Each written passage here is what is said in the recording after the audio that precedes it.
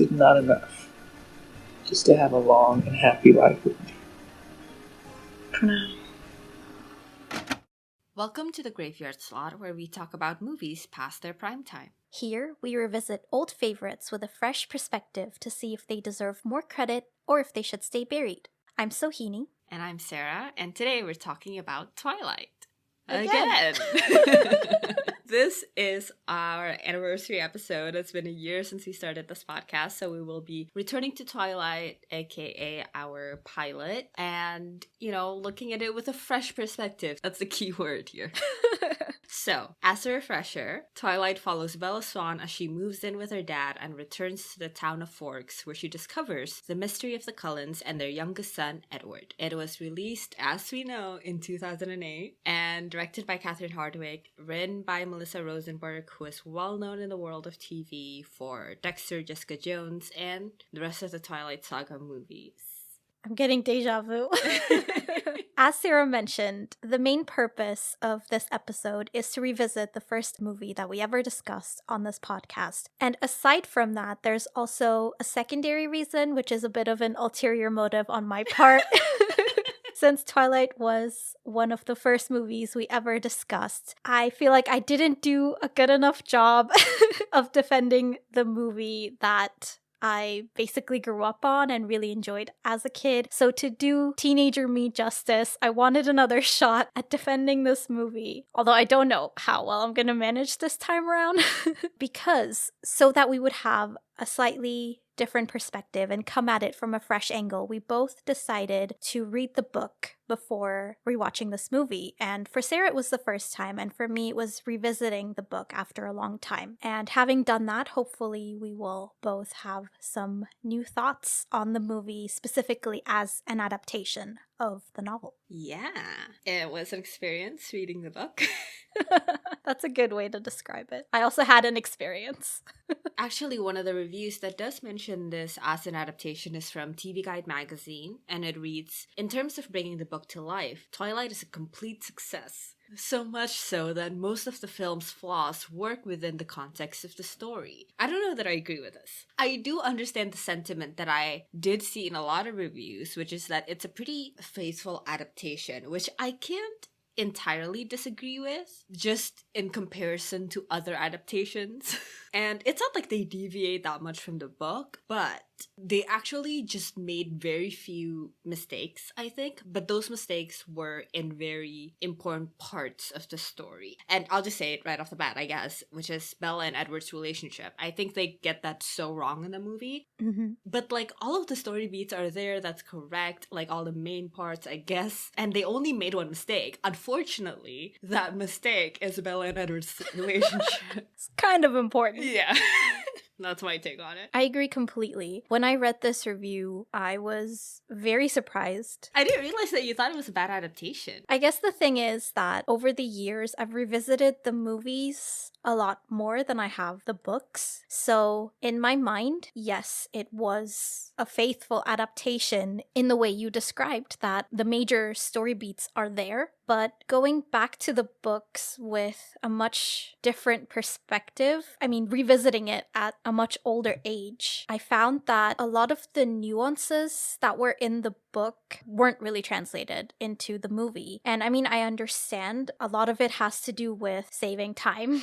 But the thing is, a lot of the parts they sacrificed may have seemed like they weren't as important to the story, but unfortunately they ended up sacrificing a lot of the details in Bella and Edward's personalities.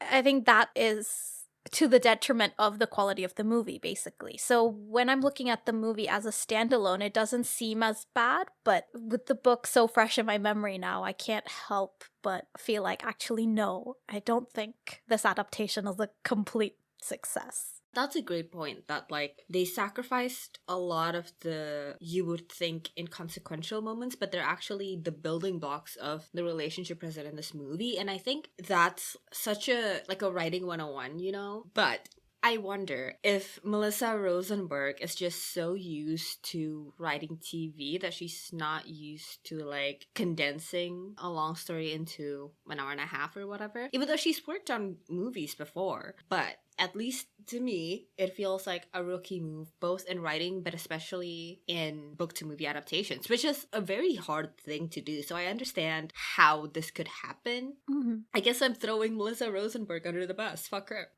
Last time you targeted Catherine Hardwicke, and this time it's Melissa Rosenberg. Last time I was praising Catherine Hardwicke. I thought she was making great commentary on the vampire teen genre. I was wrong, clearly. I now have a much better understanding of this movie. So maybe fuck her too, hey.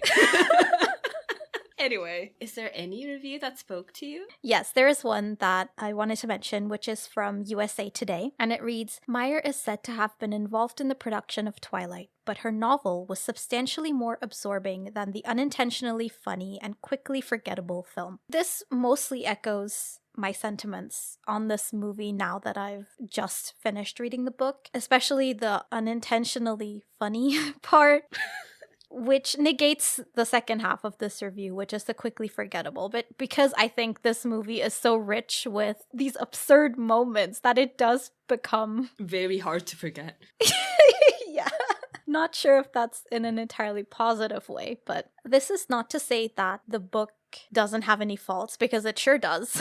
But I did think that it is, in many ways, a lot more engaging and nuanced in terms of the way the characters are written. One thing I noticed the movie did a lot is it changed the way that one event in the story informed the other one. I think in the book, a lot of it was a lot more emotionally driven, whereas in the movie, a lot of it is more action driven, I think, to save time. This review, I think, captures my thoughts on the movie now. So I've already failed in my ulterior motive. I was gonna try and defend it, but now I'm gonna join you in bashing it. I just want to say I commend this review for being able to treat it seriously in the conversation of a book to movie adaptation. It's like, yeah, maybe the book was shitty, maybe the book wasn't shitty, but like the movie is shitty in a very different way. Like it's not because of the book. Yeah. There are so many ways to not do this. We're looking at it from an adaptation perspective. And so regardless of the quality of the book itself, we're looking at the quality of the adaptation. And in that, we just want to see which version did better in conveying the story. And even with all its faults, we think the book did it better. Yeah, and not only that, but like specifically, did the movie do a good job of conveying the story that the book did? Even if like the movie is telling a really good story that's better than the book, but it tells a different story, that would still be a bad adaptation. Right. Anyway, so we will be discussing this movie chronologically as always, and we open with the deer sequence. Mm-hmm. I know now, of course, that it's not in the book.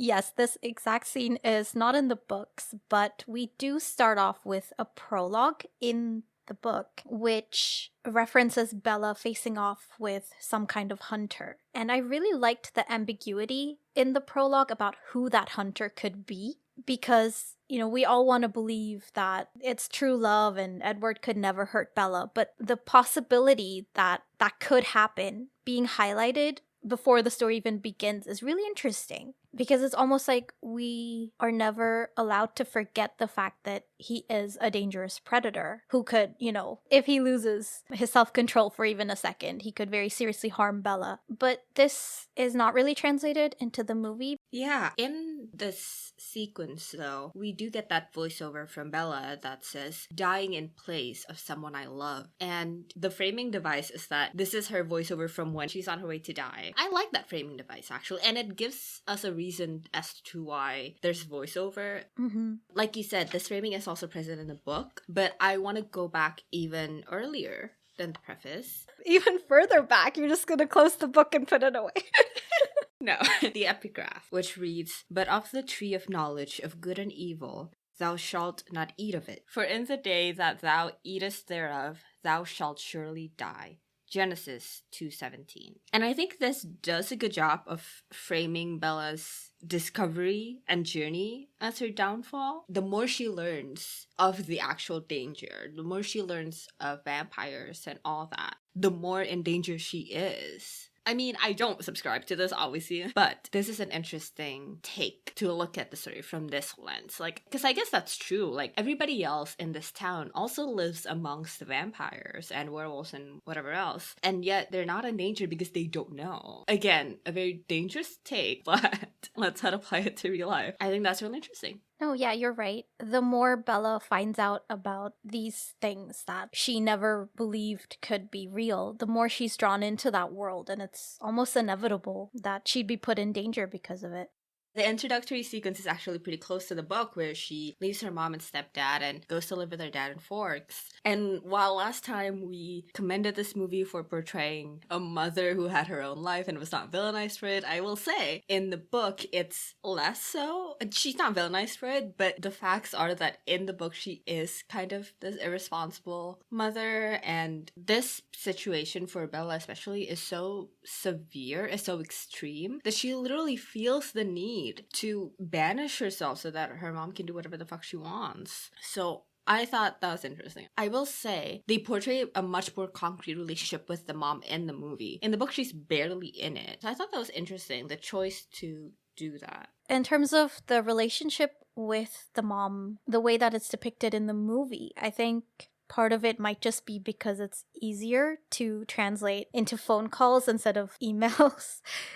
But yeah, there's definitely a difference in the way the relationship between Bella and her mom is portrayed in each medium. In the book, I wouldn't necessarily say that the mom is substantially more villainized for being flighty. No, I don't think so either. Especially because the narrative is framed from Bella's perspective, who clearly thinks very fondly of her mom. But I can see your point coming at it from an older reader's perspective. One thing that we're supposed to really pinpoint about Bella is that she's really selfless. And while that's supposed to be a strength, I think after a certain age, you can start to realize that she shouldn't have to be selfless in this way. I agree that phone calls are easier to do in a visual medium than emails, but I think one thing that we are missing in this translation is that in the book, Bella ignores so many of her mom's emails, and she outright lies to her about so many things and how she's doing in Forks. And in the movie, it seems more like she's more open with her mom.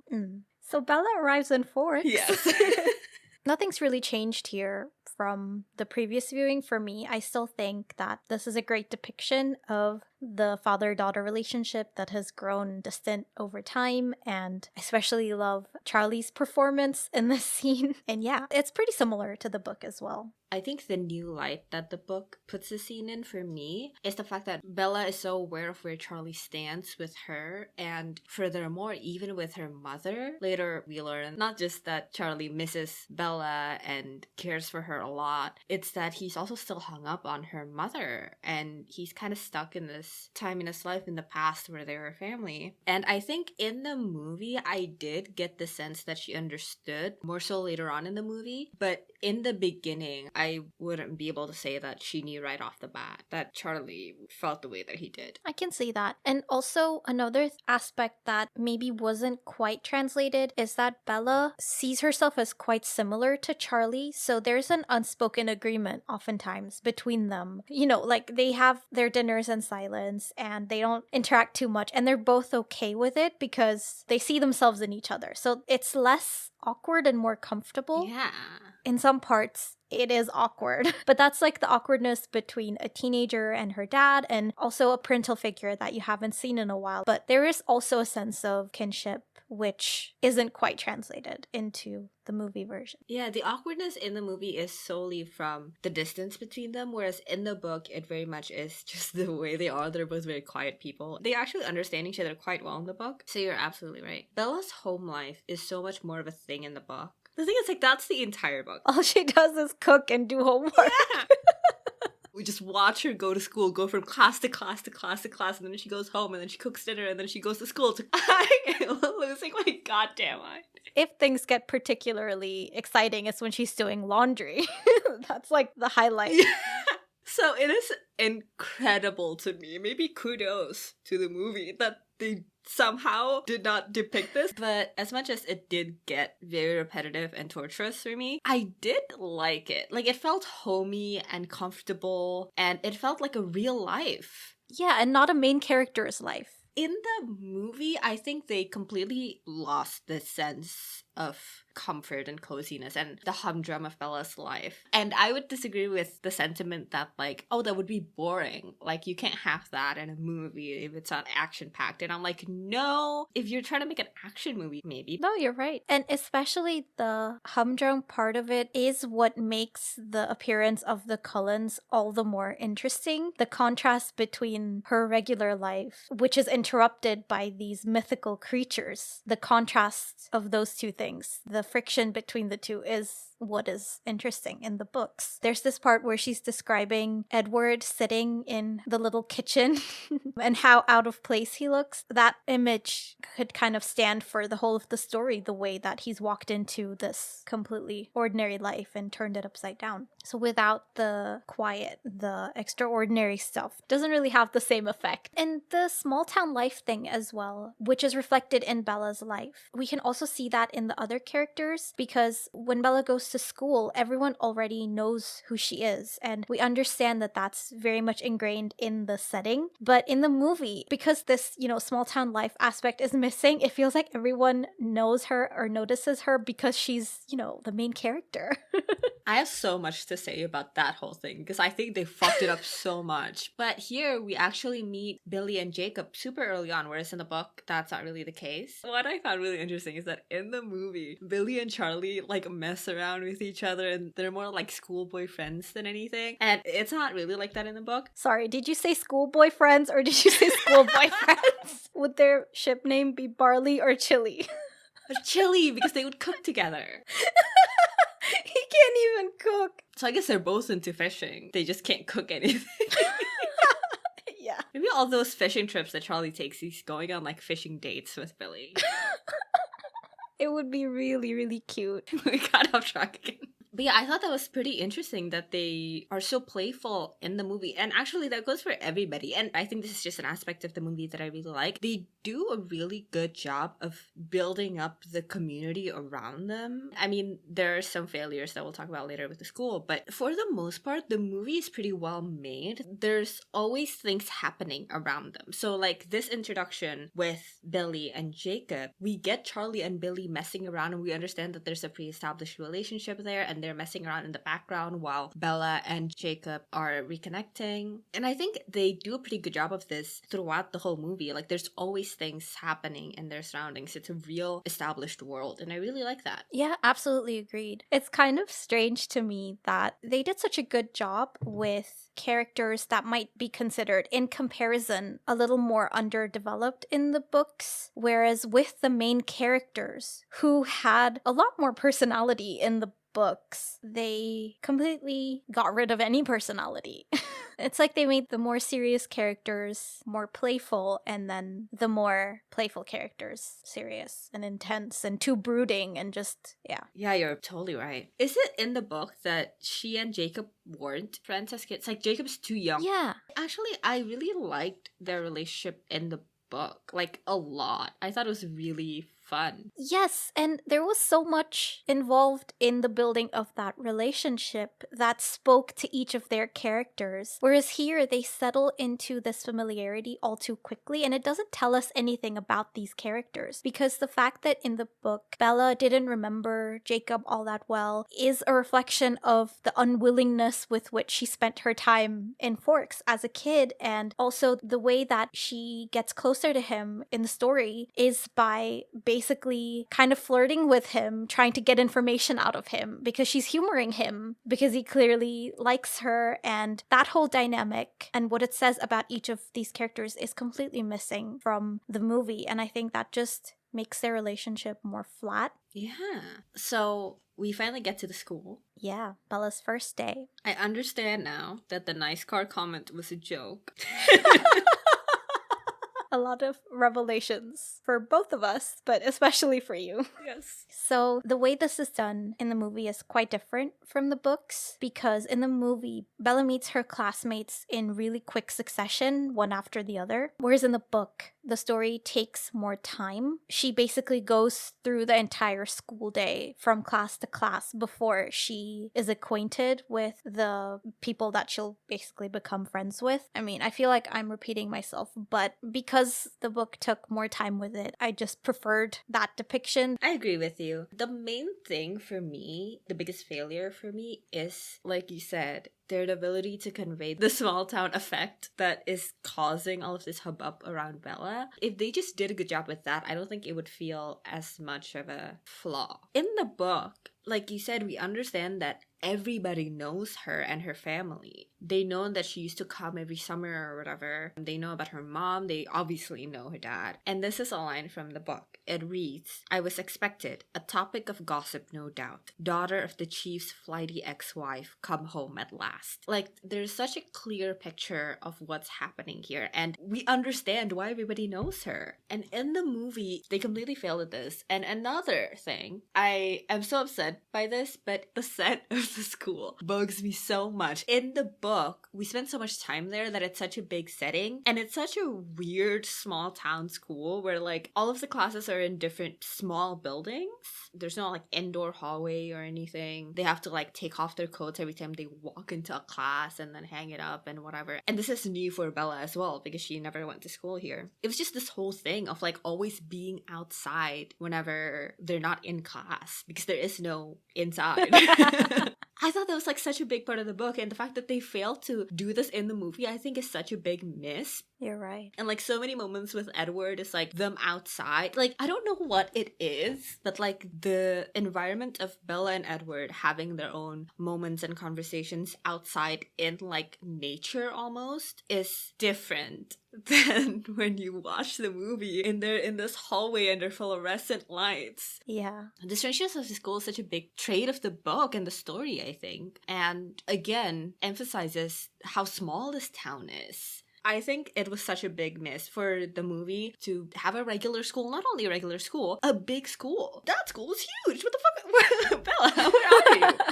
That's a great point. That didn't occur to me, but now that you mention it, Bella is constantly very disgruntled about the weather to the point where it interferes with her sleep. Yeah. It's another aspect of her feeling stifled and not feeling like she really has a choice in having to live here. And, you know, her attitude towards the weather and the way it changes throughout the book is also an indication of her perspective shifting as she becomes closer to Edward. So the weather and the environment, the natural surroundings are a really big part of her character. And there really isn't much room to explore that because of this setting, because as you said, it's completely different to what was depicted in the book. One thing that I had kind of a gripe against is that she also meets a lot of the characters in this part just sort of wandering around. Like Tyler, she meets when she's getting out of the car and she's just walking around trying to find her way when Eric comes up to her. And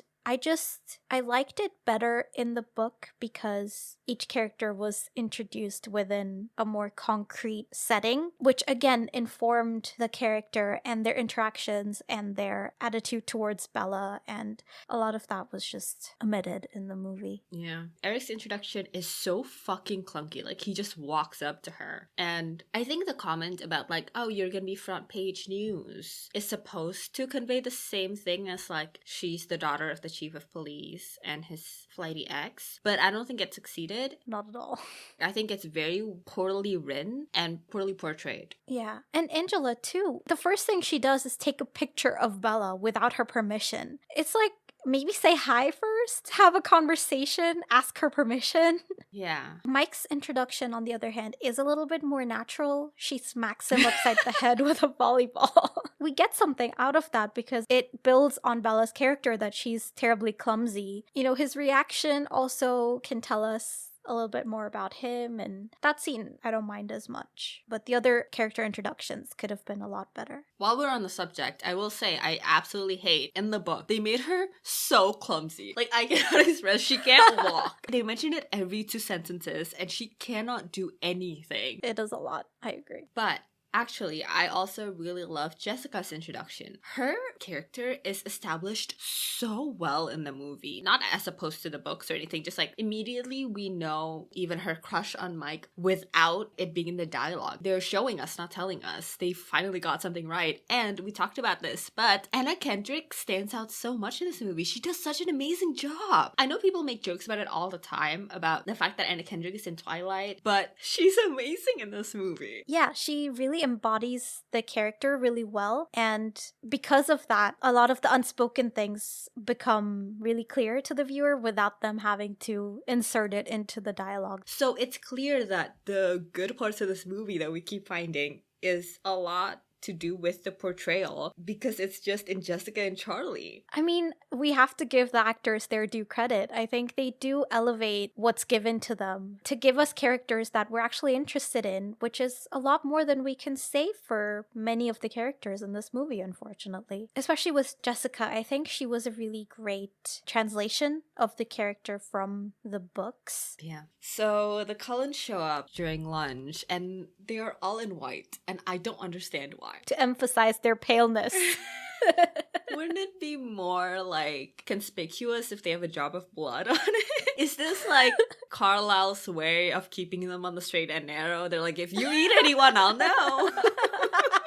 Yes, it's the Cullens mandatory uniform. You cracked it. It's weird. It is weird, yeah. And their overall demeanor is also really weird to me because their big thing is that they don't want to draw attention to themselves. Except everything they're doing is drawing attention to them. I feel like the interpretation from the book is too literal, because in the book, Alice is described as so graceful that she looks like she's dancing when she's just walking across the cafeteria. But in the movie, she's actually dancing. Yeah. That's true. It's just very odd. They couldn't stand out more. The fact that they're family, but they're fucking each other, I still don't get. In the book, they actually have this whole thing about like, so which ones of them are Cullens? Yeah. There are the Cullens, and then there are the Cullens partners. Whereas in the movie, they're just all incestuous. Together. Well, moving on. Next up is pretty much the only class they ever go to, biology. So Bella walks in and Edward has this giant fit right there. Again, there's a lack of subtlety in the movie because in the book, all Bella does is walk past him and he gives her this murderous glare. And then the whole class, he's battling with himself to not murder her. But on the outside, you can't tell. Like, he's acting very odd, but the way that they magnify this in the movie as if people would be too dumb to get it otherwise, it's just insulting and it ruins the whole thing.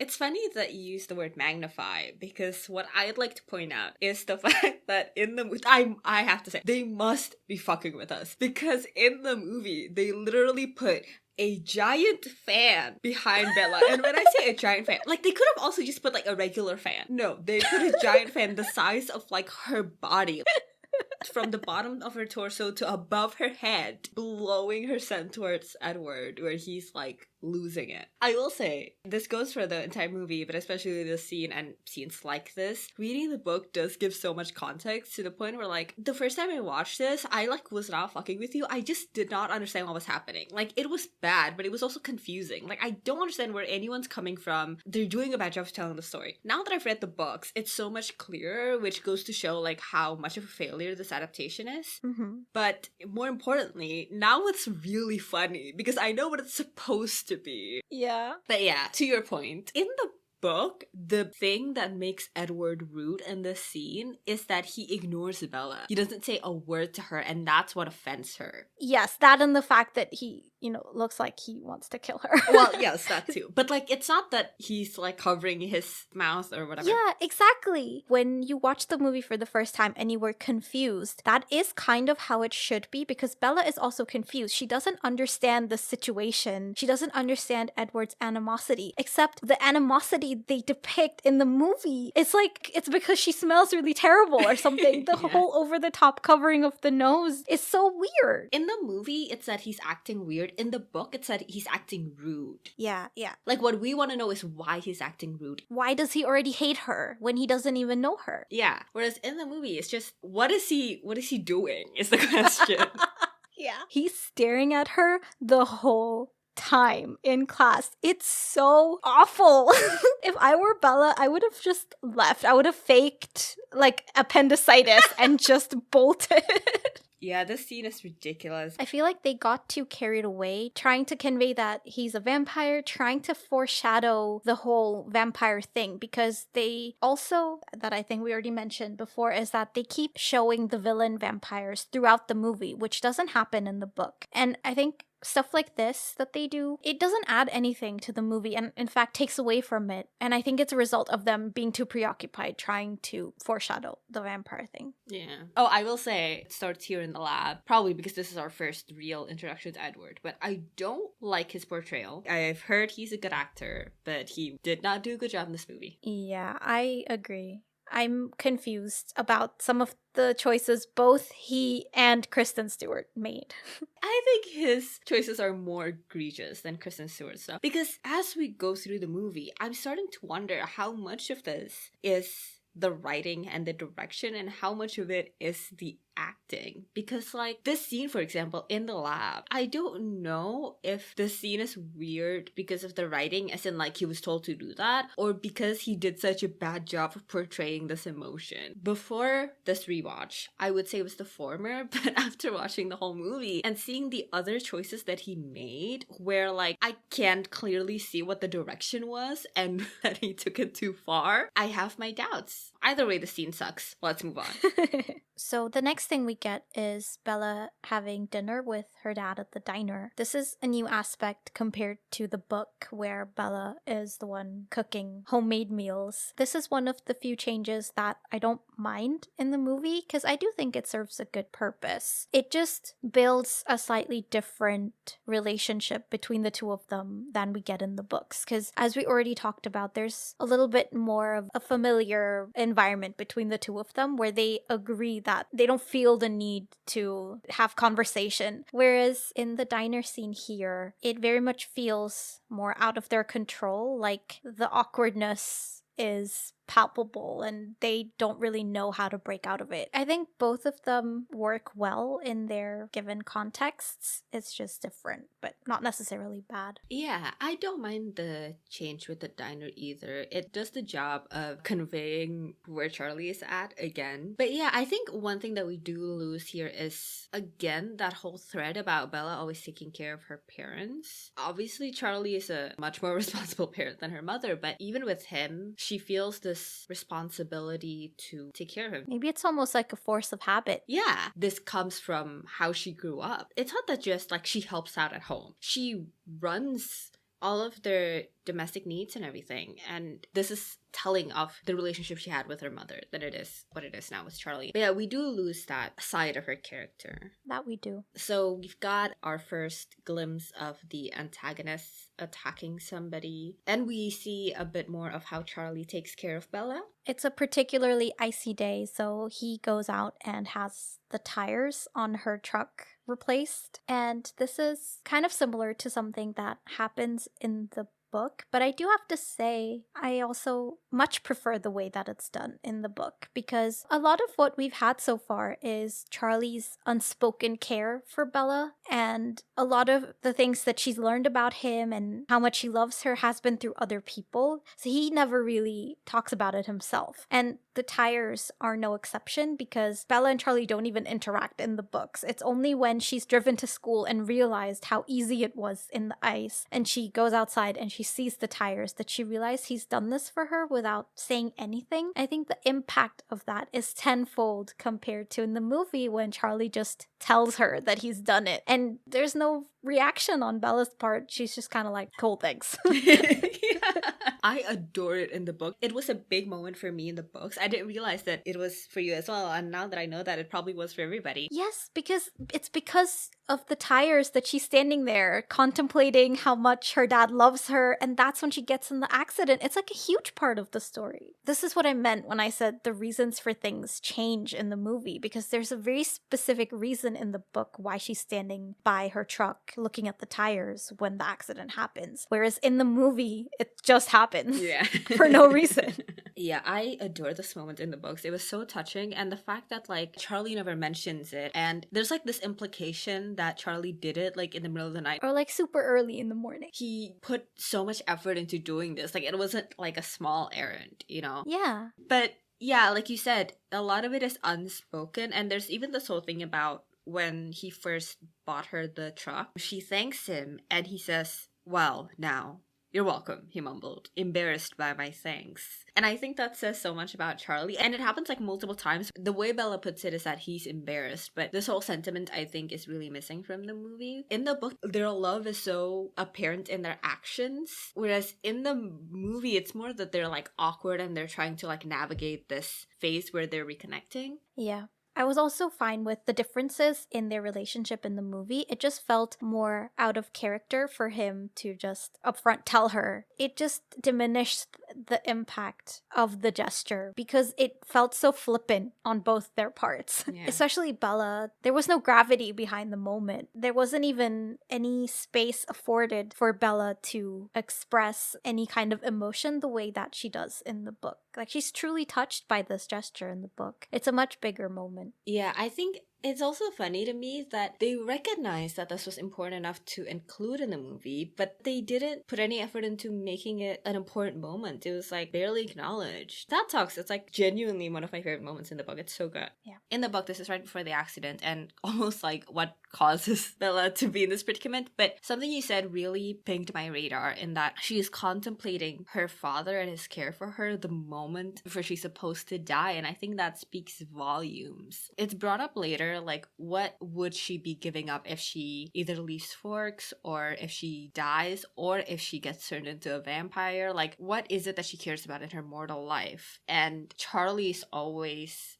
factored into that, and I think this moment really cements that and maybe even establishes it, not for the very first time, but one of the more impactful times that she realizes what it is she's got. Yeah. So I think that speaks a lot to the idea that the story and the book is trying to present to us. I think that's core to the story. The moment when she's supposed to die comes right after her realization of what it is she cares about in her life and her loved ones. That's a great point. One might say that this is kind of undermined by Bella eventually deciding that she's willing to leave it all behind once, you know, she gets entangled in Edward's world. And actually, Edward is the one who is throughout so insistent that she not give up her human life and everything that it comes with. It seems like while Bella kind of forgets about everything that's valuable about her mortality and her mortal life, Edward is the one who keeps trying to remind her of the value of what she's got, the value of things that he wishes and characters like Rosalie wish they hadn't lost. I'm sure Charlie would be happy about that. On my last viewing, I also said that her isolation is what enables everything else that happens to her, vampire-wise. And in the book, I think that isn't true. She isn't as isolated in the books. So I thought that was also a really interesting difference. Yeah, we get a lot more of Bella surrounded by other people in the books than we do in the movie. And there's a lot more weight in the book behind the relationships, her family, her loved ones. That's why, I mean, I'm not saying the depiction of the relationship in the books is great and healthy, because it's not, but at least we get to see Bella in other contexts. Because in the movie, once Edward steps into her life, everything starts revolving around him. Even something small, like her attending other classes, reminds us that there's an existence outside Edward. Yeah. But, so, in the movie, this isn't where the accident happens. Instead, we get another lab scene where they finally talk to each other. Yeah, Edward talks to Bella for the first time. This is important. The first time they talk. I don't like the scene either. I don't know. I like it better than the previous scene, but like, what can possibly be worse than the previous lab scene? Yeah, unfortunately, we're not comparing the movie to itself. We're comparing the movie to the book.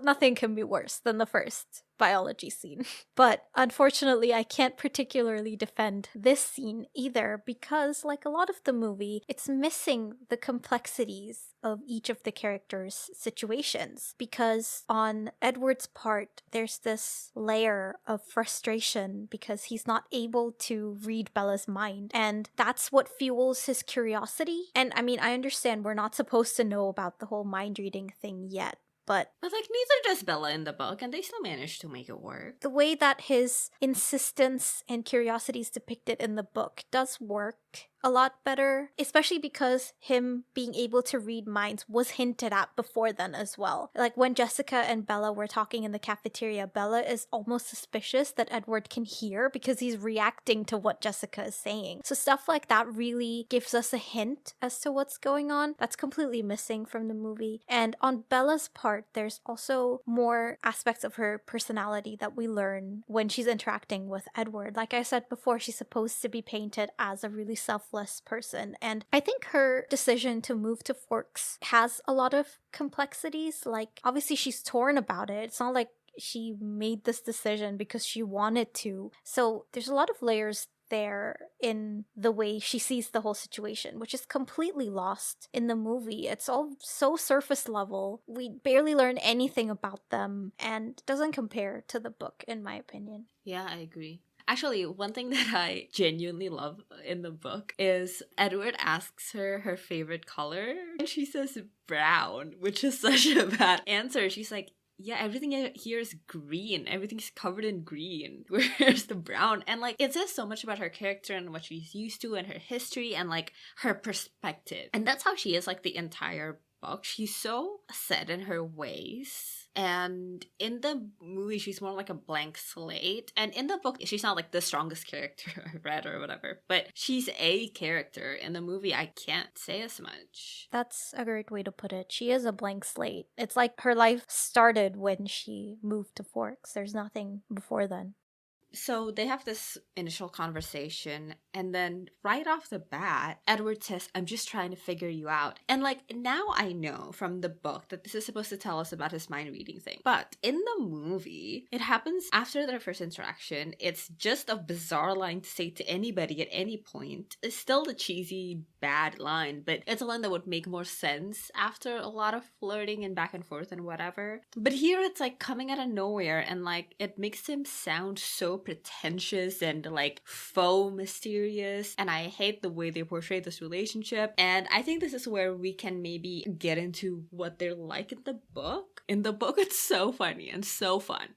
They kind of poke fun at each other, and they're like making fun of each other. Mostly Edward is making fun of Bella because Bella keeps getting into situations that are either embarrassing or frustrating, and their surroundings aren't privy to the joke that they're in on, whereas Edward has noticed this really either embarrassing or frustrating thing that's happening to Bella, and so he makes fun of her for it, but it's really playful. And all Edward does for a while throughout this movie is laugh at her from afar. They're building this really playful friendship that makes sense while later on they start talking, because they've already had this like back and forth between them, even though they're not actually talking and spending time together. So like, when down the line, Edward at some point says like, we shouldn't be friends, it's because the question of friendship was brought up through these interactions. Whereas in the movie, it's like they didn't have any of that. So they just immediately get to like, oh, I'm trying to figure you out. We shouldn't be friends, blah, blah, blah. And it's like, shut the fuck up, Edward. Yes, to everything you said. I think while Bella and Edward's relationship might not be the healthiest thing in the book, the very least we get out of it is that their dynamic is fun. They have more than one aspect to their personality. Like, Edward has characteristics that exist outside him being an angsty vampire. And I think one thing the book does particularly well is it allows Bella and Edward to exist in each other's vicinity without them having to interact in ways that hint at their attraction for each other. As you said, there are parts where he's just watching her her from afar and laughing at things that are happening, and she's expressing annoyance at him. She's irritated by the ups and downs in his moods. It's a lot more interesting, and in a way, it's almost volatile.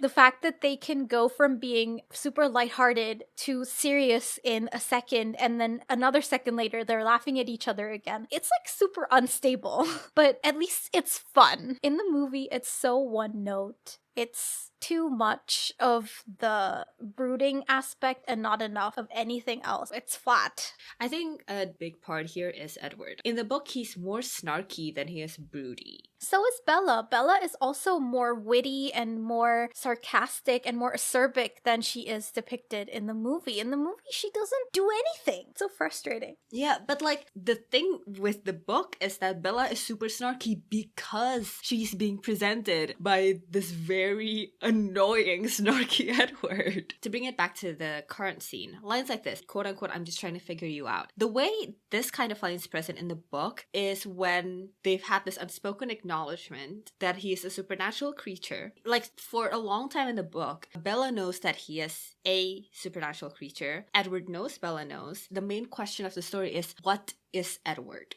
So it bugs me more in the movie because that's not the case. I think it was at least a little bit better in the books because we have the context of them both knowing that he is supernatural. I think a really fun part of watching their relationship develop was the realization slowly dawning on Bella that Edward is not quite human, and also her grappling with this fact and coming to an understanding with herself. And so when the time comes when she actually finds out exactly what he is, the fact that she accepts it is not that shocking because we have time and space for her to process everything. And yeah, because we have that kind of gray area where she both knows but doesn't know, the little quips Edward makes are more fun, and they also took away a lot of the details in the dialogue in the movie. For example, in the cafeteria in the book, she mentions one of her theories about what he could be, and she mentions spiders and kryptonite, and that whole conversation seems so much more natural in that context. There's also that added layer of Bella worrying that Edward's gonna laugh at her, and he's sort of worried, but at the same time he is amused. But in the movie, it's a straightforward, what if I'm not the hero? What if I'm the bad guy? And it takes away from Bella and Edward's relationship and from their personalities. It's bland. That's a good example because this is the core of it. The movie takes itself too seriously, but most especially the relationship itself. And Bella is openly expressing her disdain for how cryptic Edward is being, and he's laughing in her face because because of her theories. And it's like there is something outside of the fact that they're attracted to each other. They built another basis for this relationship to happen. Whereas if you look at the movie and if you try to describe how Bella sees Edward, it's almost like this reverent idolizing, basically, like, you are my entire universe now. I'm in love with you and that's my only personality trait. But what else? Yeah. So the accident happens and Edward saves her. In the movie, this is where we meet Carlisle. And do you think people just think he's got really thick makeup all the time? Maybe. He's a beauty YouTuber on the side. But what this leads to is the confrontation with Edward. If you will remember me pointing out earlier on that earlier today was the first time Bella and Edward talked ever. In that context, this whole thing with the accident is so absurd in the book. Their relationship develops so fast, but it's even faster in the movie because at least we get stretches of time between Bella and Edward getting off to a rough start and then Edward interacting with her for the first time, and he's still grappling with the idea of being near her because he knows that's not what he should be doing. And then that is when the accident happens, and all this while he's already had this struggle going on about how he's dangerous for Bella, how he's risking exposure of who he is, and then the accident forces him to further risk his family's secret. And because it happens so much quicker in the movie, there's just none of that. It's like they're talking and then a couple hours later he's saving her from an accident, and the next day they're acting like they're friends. Their relationship took several leaps forward in the space of 2 days. It's so jarring and makes their relationship not believable and just so hard to root for. Yeah. There's this whole argument between Edward and his family, specifically Carlisle and Rosalie, in the movie. And they're like telling him off for saving Bella, but like, what was Edward supposed to do? Let Bella die?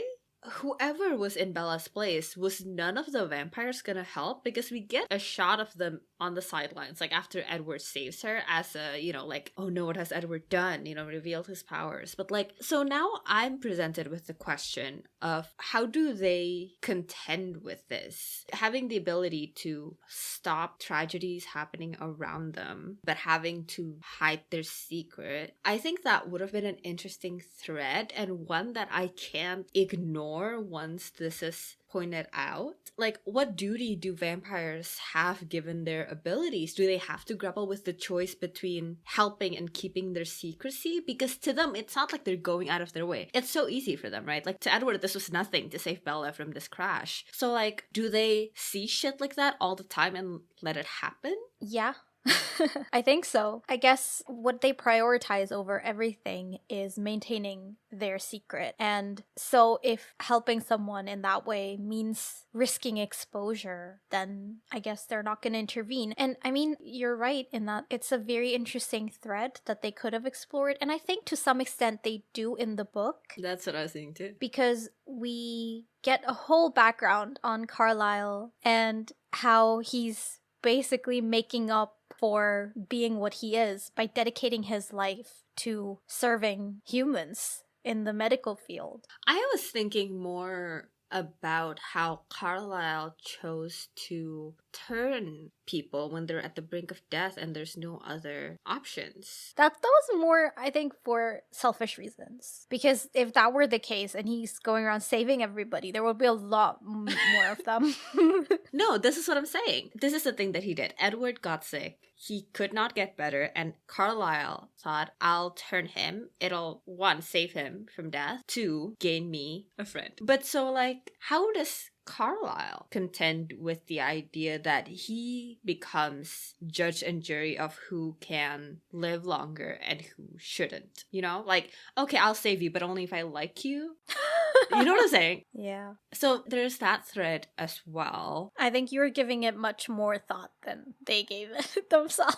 Just because, like, with the scene in the movie, it felt like such an obvious and big question, which is such a more interesting question of morality. Yeah, it is. Because the question ends up being like, if Bella dies in that accident, is it on the Cullens? I think that's an interesting question, and one that I personally don't know the answer to. Like, you would think the answer is like, yeah, of course, because they could have saved her, but they didn't. But it's not that simple. Like, you can't say that the Cullens murdered her or whatever. In cases like this, in real life, this is a real thing that humanity has to contend with and has to question all the time. And I think the idea of exploring that in the context of supernatural creatures and their superhuman abilities or whatever, and introducing the importance of secrecy and self-preservation, that we can immediately understand why they would want that, Like, it's not a small thing. I think that introduces a lot of nuance to this question that in real life we have to grapple with all the time. You know what I'm saying? Yeah, especially in the context of what we learn about Edward later, that he had these, as he calls them, rebellious years where he was basically out hunting bad people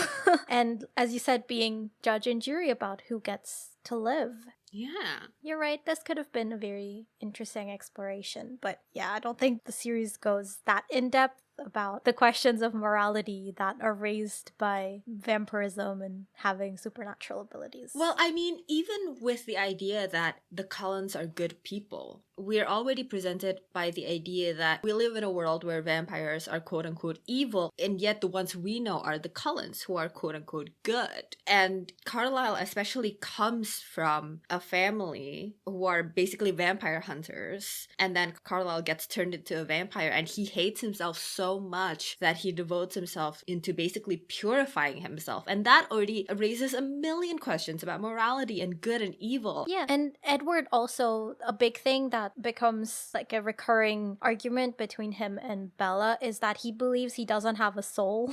He basically sees himself as a demon and doesn't want to condemn Bella to that same fate. So there is also that. It is explored to some degree, but not in a lot of depth, I would say. Interesting. I also don't know how I felt about Carlisle picking Rosalie for Edward. I can't remember if Carlisle's intentions are mentioned in that, but it's like she was in a similar position to all of them, basically. She was gonna die, and that's why she was changed. But again, it's like he's picking and choosing. There is that, yes. Well, it's either he's picking and choosing who gets to live longer, or he's picking and choosing who to condemn to being a walking corpse, either way. Yeah, because Rosalie didn't want this for herself, so it's true. So actually, a big thing also that I thought about is like, there must be a complicated resentment that Edward has for Carlisle, especially if he feels the way that he does about vampires. And in the book, it is reiterated multiple times that he really cares for Carlisle, that there's no resentment there, and blah, blah, blah, blah, blah. But I'm like, that can't be true, Edward. Like, you say that, and this is just like the author being lazy about like, oh, let's just set that aside. Let's have Edward say, everything's cool, I love him.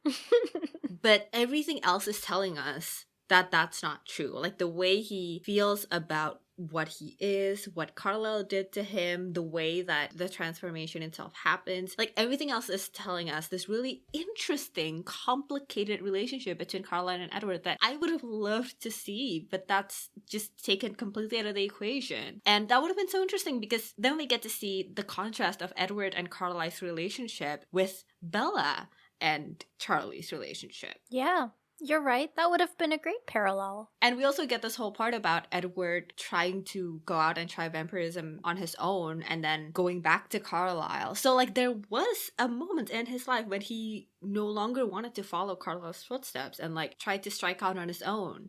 And then he came back. Like, that presents such an interesting and complicated history and relationship, and yet we don't get that. Yeah, both in the book and in the movie, the way Edward talks about Carlisle is so reverent, and you know, the way that Bella seems to see Edward in the movies, like he has no faults, like he's perfect. And I guess what is implied is that when Edward does spend his time away from Carlisle, he realizes stuff about Carlisle that makes him return willingly and like makes him see Carlisle in a new light, I suppose. But you're right, because the narrative is trying to tell us something different, because Edward still hates himself. And the very reason he hates himself should also be a source of conflict for him when he looks at his family, because according to his logic, they also don't have souls. I mean, to be fair, yeah, we can have different standards and expectations of ourselves than we have for other people. We can be harder on ourselves than we are on our loved ones. That's not the same.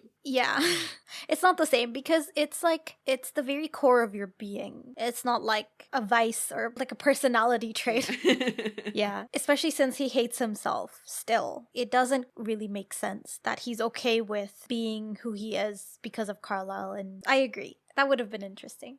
But to go back to Edward and Bella, Oh, yeah. we get to see a little bit of their banter at the greenhouse on the field trip. Biology field trip. Of course, what else could it be? I hate the scene following it while they're in the parking lot, but I like when they're inside the greenhouse. Over the years, rewatching this movie from time to time, I had gotten so used to the overall awkwardness of their relationship that I just took it for granted that that's how it was. But seeing how much more natural it was in the book made me realize how badly the relationship has been adapted into the movie. And this is one of the maybe 2 scenes that they're in that I don't completely cringe at. This was the most natural scene between them. And it's finally where they're expressing annoyance at each other and Bella's being snarky and Edward's laughing at her. So clearly they are capable of translating that, but they chose not to, which makes it worse.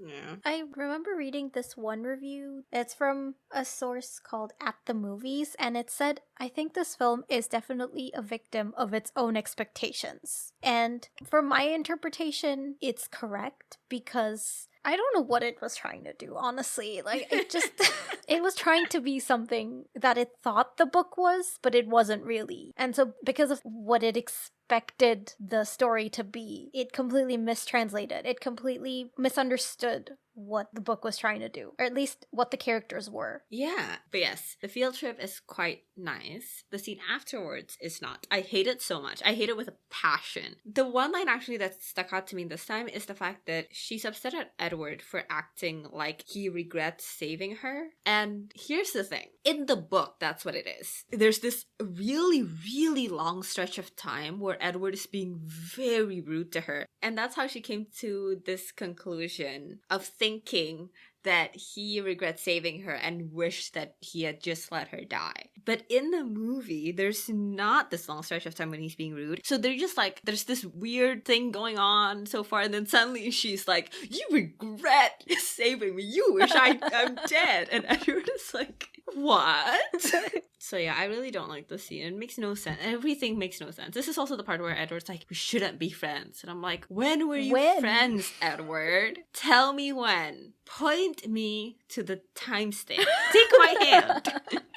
Yeah, I agree with everything you said. So Bella is at school again, and she's invited to go to the beach with her friends. She invites Edward to go along. And, I mean, we're back to the silted conversations they have. We already kind of discussed some of the dialogue in the scene earlier. And there's another thing they do here in the movie where they have Bella accidentally nudge an apple and Edward catches it in his hands In the most unnatural way possible. Yeah. It's supposed to be the most effortless thing ever, but you can tell how much effort it took. And it's supposed to mimic the front cover of the Twilight book. And it's ridiculous. It's so contrived. It adds nothing to the story. And it only solidifies in my mind that they're only catering to the fans of the book. You mentioned this while we were watching because you said that basically this movie only makes sense if you have read the book. And I also found a similar review saying the same thing from MSNBC, and it's like, I guess, understood among people in general as well. And stuff like this just bugs me because I understand giving a nod to the fans of the book, but if you really want fans to be satisfied, then just make a good adaptation.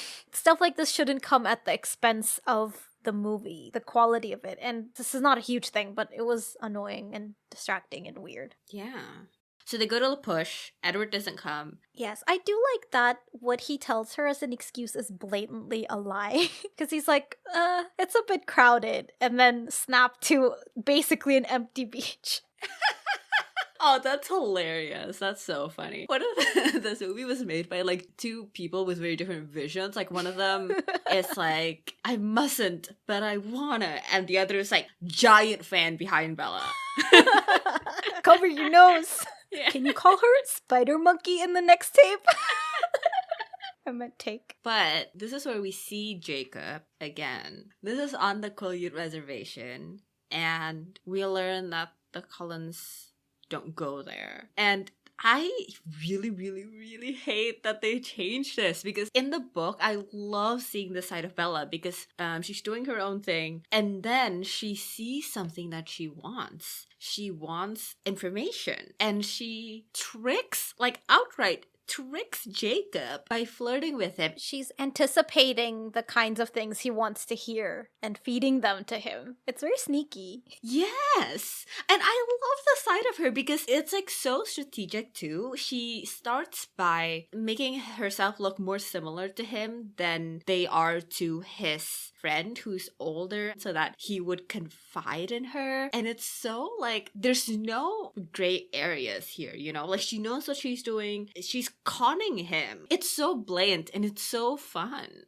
She even imitates what she finds alluring in Edward and tries to replicate that, which I found really funny. I think what also results from this interaction is that Jacob thinks that she likes him, and I guess he might have had a small crush on her already, but I think this is the real starting point for him to really seriously like her, And this has lasting consequences up until the end of this series. If the scene hadn't happened in the book, maybe Jacob wouldn't even have seriously considered a relationship with Bella. It sets up so much and also gives us a reason why Jacob starts seriously liking Bella instead of it just happening. Again, in the movie, it's like her classmates automatically liking her. It's him just liking her because of course they like her. She's the main character. Everyone likes her. It builds their dynamic so well too, because he's also portrayed as like this kid who has a crush on her, and how Bella like took advantage of that, and I love that. Alongside that, there's also feelings of guilt that she has because of what she did, which prompts her to then be extra nice to him in the later scenes. And there's so many layers that explain why they're behaving the way they are towards each other, whereas in the movie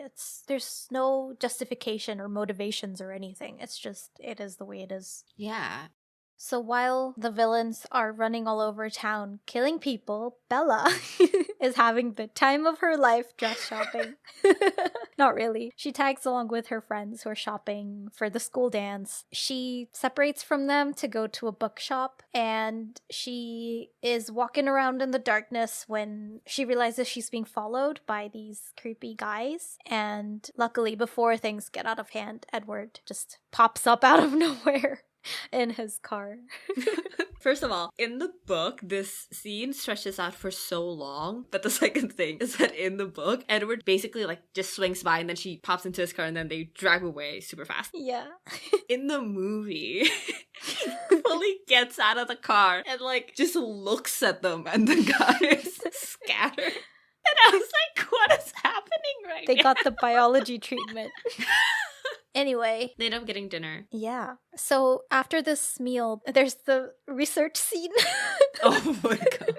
But basically what happens is, at this point, Bella is certain about Edward, and the next scene is her confronting him in the middle of the woods. Yeah, and this is so surprising in the So book. different. Yeah, they're not in the woods. They're in the car. They have this super frank conversation. And this is, I think, a good change. I think it's fine in the book, but I think it's even more stunning that they do this in the forest. And I think it harkens back to that first opening scene with the prey and predator. So I think they did a good job with this. I also think that each scene serves its own purpose in the book and in the movie, because in the book the reveal happens almost casually, and that reflects Bella's nonchalant attitude about something that she has had the chance to think about and process and ultimately accept. Whereas in the movie, it feels much more like a monumental scene because it's basically where it dawns on her for the first time what exactly he is. Yeah. I think visually, at least, they do a pretty good job in this scene. And so that's part of why I do think the more dramatic moment works, because there are these sweeping shots when the secret is just about to be revealed. And I think it's a good way of indicating that things are about to turn upside down for both of them. And there's also a shot of the camera turning to the sky, which is kind of reminiscent of the first shot that we get of the blank sky and then it turning down towards Bella in the very beginning. Except here it's, obscured by branches and everything. And it's almost like Bella's life and existence getting taken over by this whole thing. As much as I love this scene, I don't like the shirtless Edward reveal because of how different it is in the book. Yeah, again, everything happens really fast because here she's just confirmed for about 3 seconds that he's a vampire, and then immediately he's Diamond Boy. Diamond Boy. Yeah. In the book, they do the reveal in the car, and then later on, he's like, hey, you want to see something cool? And then they go on this trip. He shows her his sparkling skin under the sun. And it's more like, now that you know, I can show you. And in the movie, it's like, Bella, look at how wretched I am. And then he shines. Oh, yeah. It's so weird to me that in the movie, they're like, oh, isn't this just the worst thing you've ever seen? And he's just covered in diamonds. Swarovski crystal. He's just bejeweled. He can make the whole place shimmer. Yeah. Even if it's like a bad thing, why didn't they say like, look at how strange I am? I am not human. And again, this is, to me at least, it's another example of them changing the reason for why things happen to the detriment of the story. Because as you said, it's almost like a fun thing. It's almost like just as proof of how much closer they've gotten that they do this in the book. Whereas here, it's supposed to be a deterrent to Bella, except they don't even do that well because it's super pretty. What's your point? Bella's supposed to be deterred by that? I don't. This is also in the books where they solidify their relationship. They DTR. Yeah. Where are we? Can we send out Christmas cards? This is the line where he says the line, fell in love with the lamb. And in the book, this is also where it happens, but in the book, it's like almost a joke. They like laugh. It's like super light. And like there's like that undercurrent of darkness and seriousness, but like... It's self-deprecating. Exactly, it's self-deprecating. Whereas in the movie, it's completely serious. And again, I feel like I just keep repeating myself, but that's basically the whole movie. Yeah, there's a much better balance in the book in terms of varying emotions compared to the movie. The movie's so one note, whereas in the book, there's moments of brevity, there's moments where it's more serious, and also, it's partly the result of this very complicated relationship between two people who are naturally supposed to be predator and prey, but have fallen in love. And, you know, the fact that Edward is grappling with his morality, being close to Bella and all of that. And Bella is fearing her impending death at any moment. There's like a lot of layers that lead to a complex set of emotions. And while I can't say that it was amazingly depicted in the book, there was at least an attempt. There was at least some variation. But in the movie, it's just one thing only throughout. And it gets kind of too heavy, too boring. And repetitive. Yeah. In the book, this is also where we get a lot of explanations. One of which is about how every vampire has one or two people who are particularly appealing to them blood-wise.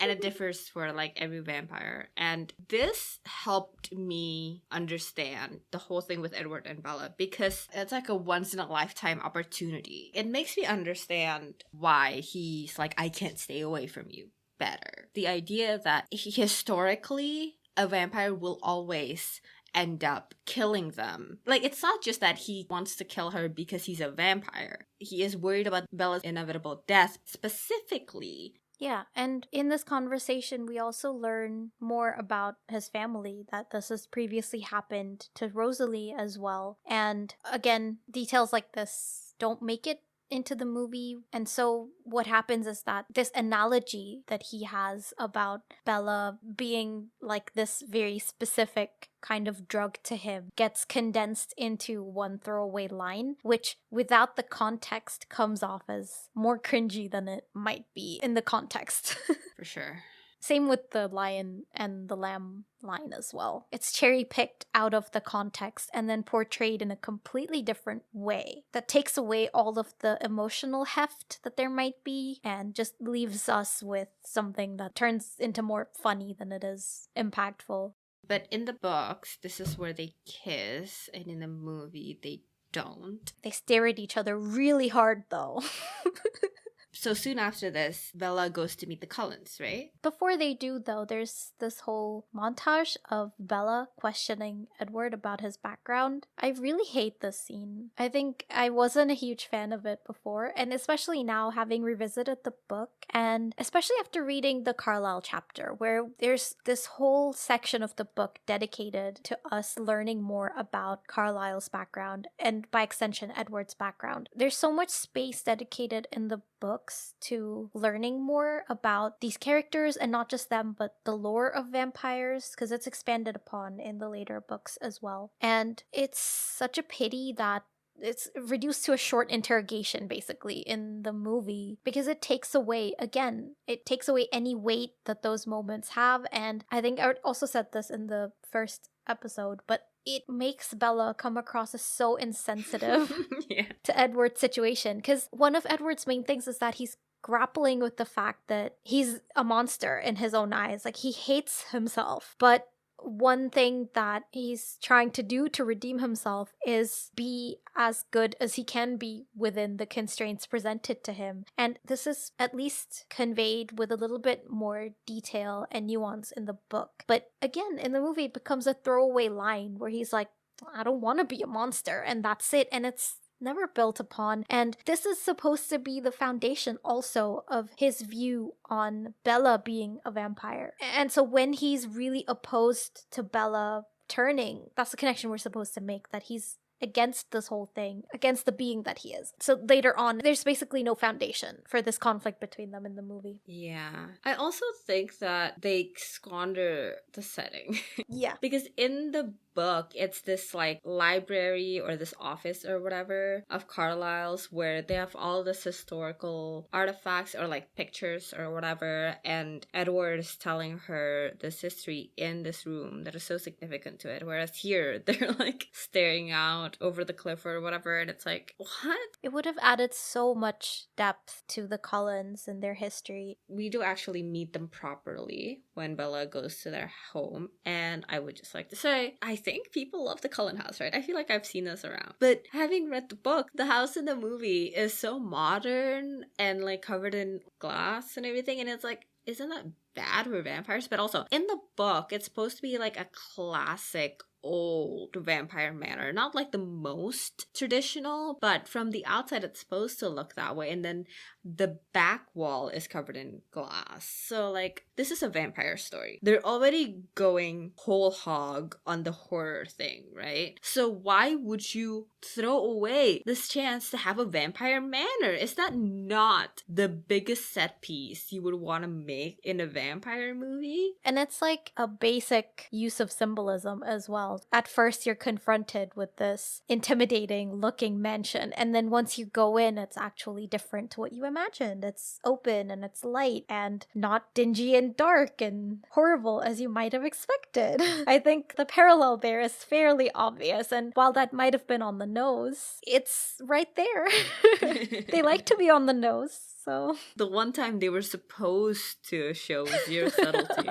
But actually, while we're at the Cullens, this is a big part of Twilight that I was so surprised that they didn't put in, because I thought it was a really big part of the plot, is this thread about what is driving Edward. This is the main core of Twilight, and they like didn't put it in the movie, and I'm so confused. But the whole thing, the whole tension of the movie is that Edward knows that Bella is either gonna die or turn into a vampire, because Alice saw it in her vision. Yeah. That's like the quote-unquote secret that Bella realizes over time. It becomes this like unspoken secret, and it literally drives Edward's whole character. It's why he feels like he has to be close to her, and why he knows he shouldn't be, because it's all of these things like compounded into one, right? It's the fact that Bella is the one for him, as in the one that he will kill eventually, and also the fact that Alice has already seen it happen. And by being with her, he doesn't know if he's preventing this horrible fate or whether he's cementing it, which is like horrible. And that's like a great complexity, and also like a great reason for Edward to want to be near Bella. And like, it's not in the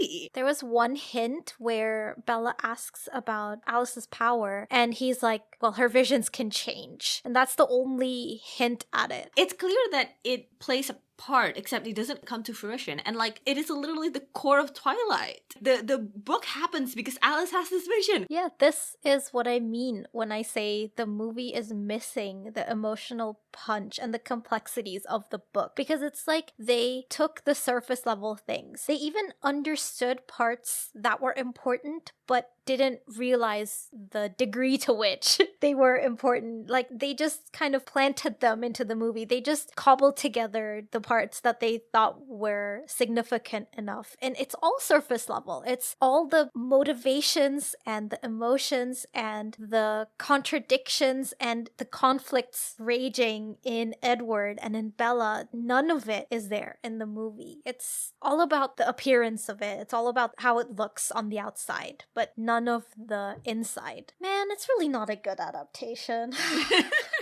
I think I wanted to defend this movie. Well, you know what? We are coming up on quote-unquote the best baseball scene in cinematic history, so maybe that'll cheer you up.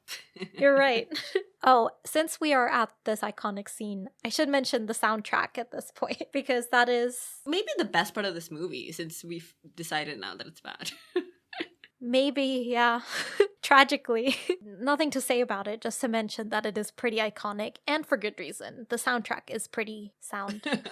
This is when we actually meet our antagonists. And here's the fun thing. In the book, they're supposed to be super rough and they haven't been able to clean up in a while. But in the movie, it's very different and they're more stylish, I guess. But I don't hate it. I think it's fun. I also like it. I think they lean into it, especially with the background music and the way they've been styled and their dramatic entrance. I think it works a lot better than the introduction of the Cullens. But I think this is a great way of establishing the way that Alice's powers not only help, but sometimes condemn them. And I think that's great. I don't know if foreshadowing is the word, because like so far we've already started to realize what is happening with Bella and Edward and Alice's vision. But it is a great, almost like case study of how this works and how we can extrapolate this thing with baseball and Alice's vision into the bigger picture of Edward and Bella. Yeah, because I know a big thread, at least in the books, is that you can pretty much count on Alice. You wouldn't bet against Alice. But I think this instance does show that there are rare times where if you place too much faith in the things she has seen, it might turn around, because they were so certain that the other vampires were going to leave that they weren't careful, and that is what led them in the situation that they ended up attracting the other vampires to them.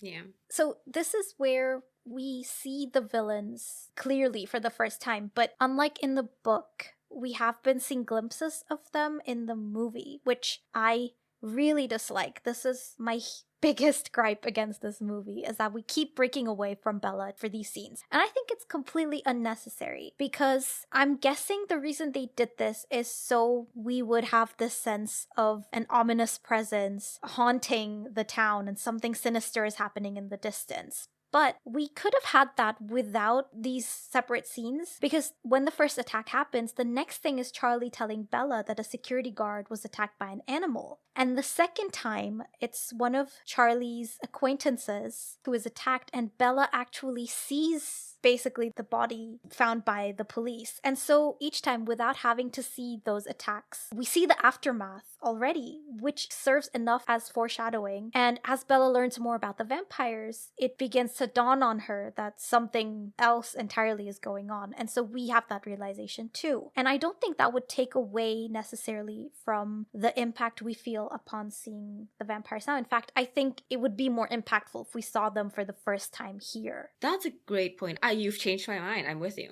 Yay! One thing I do like about this scene is because they have that scope to use the thunderstorm as a background for the game, they also use it to underscore the animosity between Rosalie and Bella. There's this point where they're looking at each other and the thunder rings in the background, and I thought that was actually really cool. But so we've already done this movie before. One of them wants to eat Bella. They run away. And Bella fakes breaking up with Edward. She walks out on Charlie to lead the hunter away. And this is a really interesting difference between the book and the movie. Both in the book and in the movie, she basically purposefully echoes what her mom supposedly said when she left Charlie. But in the movie, it's more, she leans into hating forks, and that's why she wants to leave, and mirroring her mother's dissatisfaction with forks. Whereas in the books, her reasoning is that she likes forks too much. She likes Edward and she could stay here forever, and she doesn't want to. She doesn't want to get stuck here and get sucked into this life. And so it's a very different reasoning. And I thought that was fascinating that they made this change. I think it also has to do with the fact that they didn't establish, like Bella's humdrum life, her spending like dinners and whatever with Charlie, and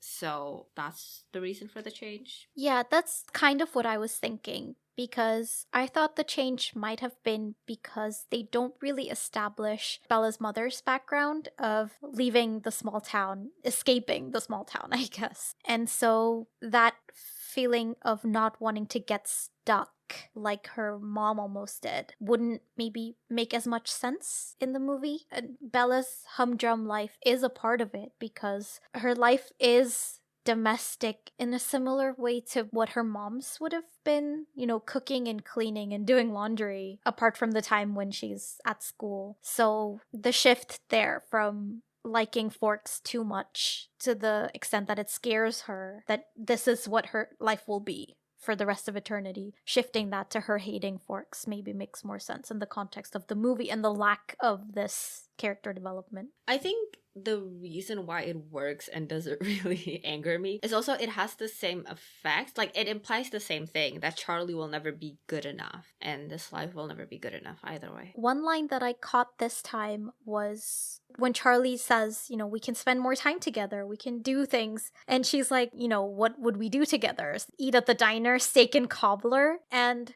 it really struck me this time because cobbler is supposed to be Bella's favorite dish, which Charlie had all these years because she liked it. And Bella follows it up with, that's you, not me. And that really just solidifies that she's moved on. That's not her anymore. She's grown up while he's still stuck in the past. That was an instance of good writing for me, especially because we have explicitly established what the cobbler means to Charlie. That hurt. The cobbler.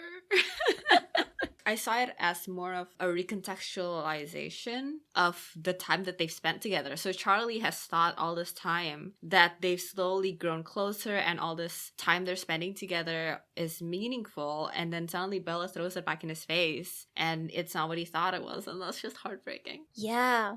But she leaves. As she's driving away with Edward, there's this point where she sees her friends coming out of this restaurant or something, just leading their ordinary lives. And I actually didn't realize that when Bella spots them, Edward spots Bella spotting them. And I would have liked to see more of his conflicted feelings about getting involved with Bella, because obviously at this point he's blaming himself for everything, but this is not the first time these feelings come up. This whole time he's been fighting with himself, and a major thread of the story is him not wanting to deprive Bella of a regular human life. And I mean, this is like the epitome of that, and so it should definitely be here, but just throughout the movie as well, I feel like we don't get that as much as it's expressed to Bella in the book.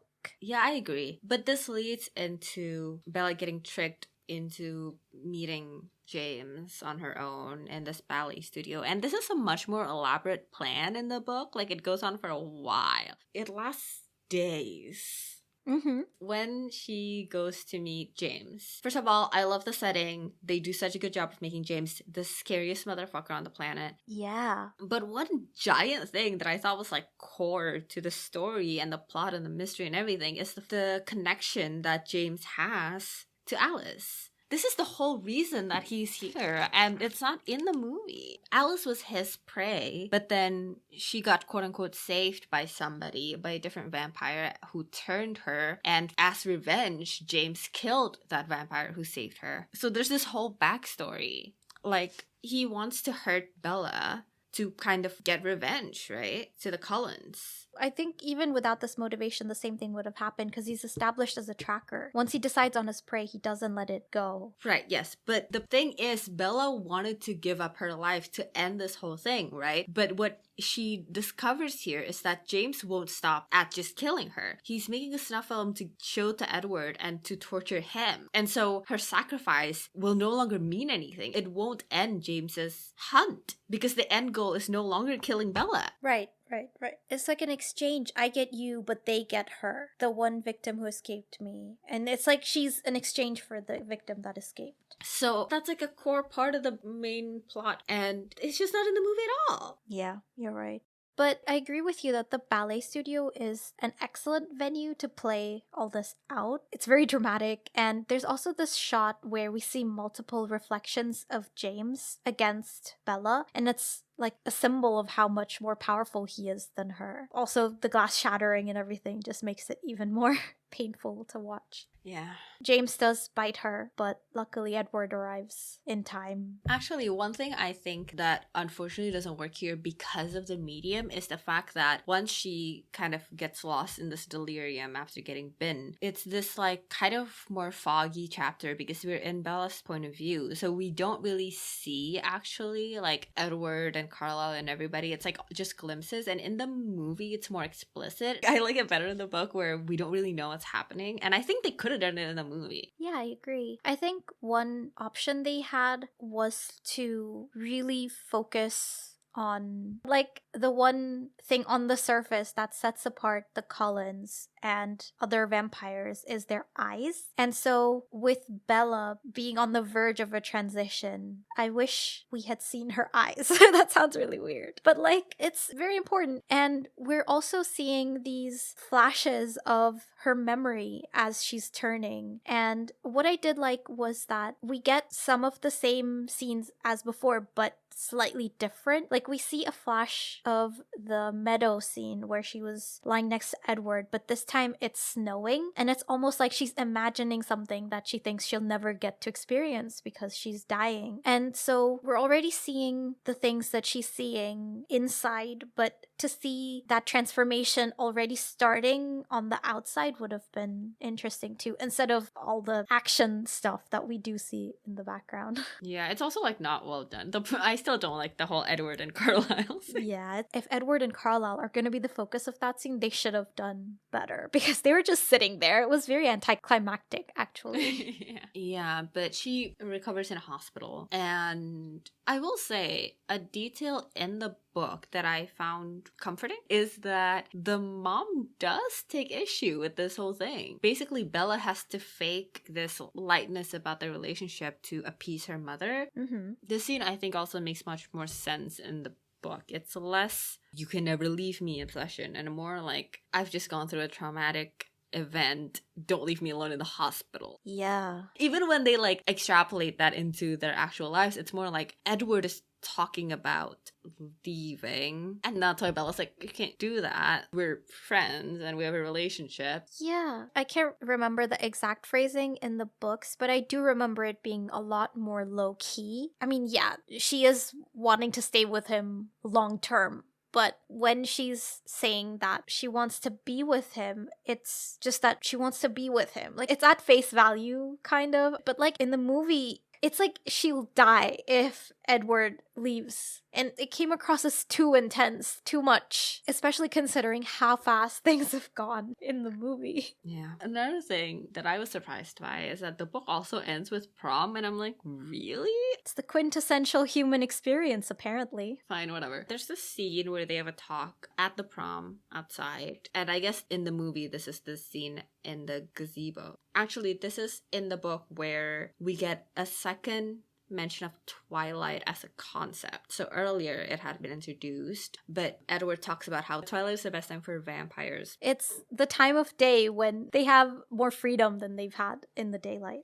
Twilight again, another ending. No matter how perfect the day is, it always has to end.